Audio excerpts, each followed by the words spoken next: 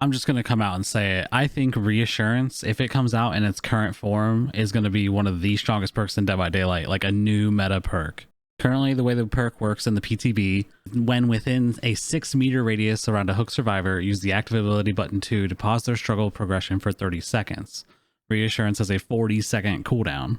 With only 10 seconds between the hook timer pausing and Reassurance being active again, you can use this perk on one survivor like 10 times or something before they die on hook, extending their hook by many, many minutes. So not only can you use this perk over and over, you literally only need 1 or 2 people with this on your team. Really, 1 is enough, but 2 if you want to guarantee not having the person with Reassurance being on the hook themselves. Let's use the strongest example, like a Bubba face camping somebody. You'll be able to run up to the hook just close enough to activate Reassurance and then run the other way.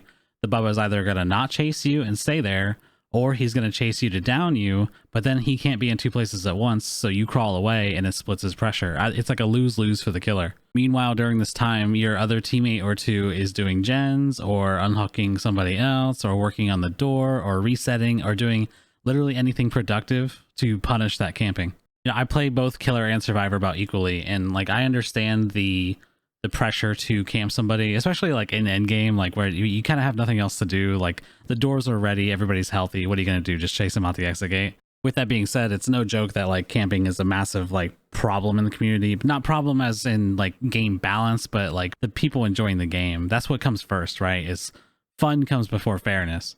I could see making an argument to make this perk not work in endgame for that exact reason, because the killer just, if you're having a bad game as killer, it's really your only option is to proxy camp a hook and see if people will get altruistic. Basically for the same reason that DS and off the record are now disabled in endgame, right? It's like the same line of thinking. Now with all this being said, how strong I think this perk will be, how good this perk will be for the game, my only complaint really is that this feels like it should be more of a base game mechanic, like maybe like a nerfed version of it.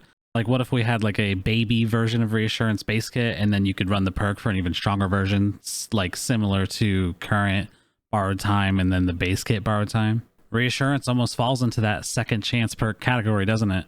Like off the record and DS and all these other things that give you more life when you wouldn't have this much life without a perk equipped. However, the difference between a Reassurance and then off the record and DS and things like that are off the record and DS are to help you live longer, when Reassurance is only there to help your teammates.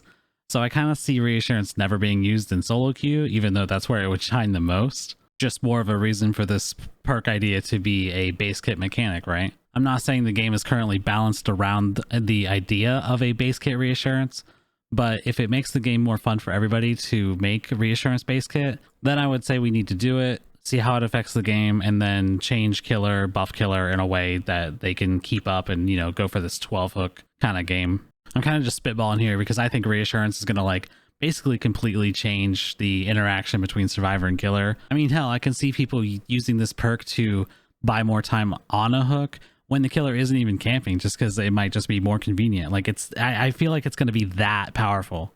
I hope you enjoyed my thoughts about the perk. I'm going to wrap it up and just say, I think this perk is a great idea for the game. Kind of wish we had like a baby version for base kit, and I could also see making it not work in endgame, but all in all, huge game-changing perk in my opinion. Please leave me comments about what you think about this perk, if you agree with how strong I think it is, if you think it's not that big of a deal, etc, etc. Thank you for listening and watching, and I'll see you in the next one. Have a good day.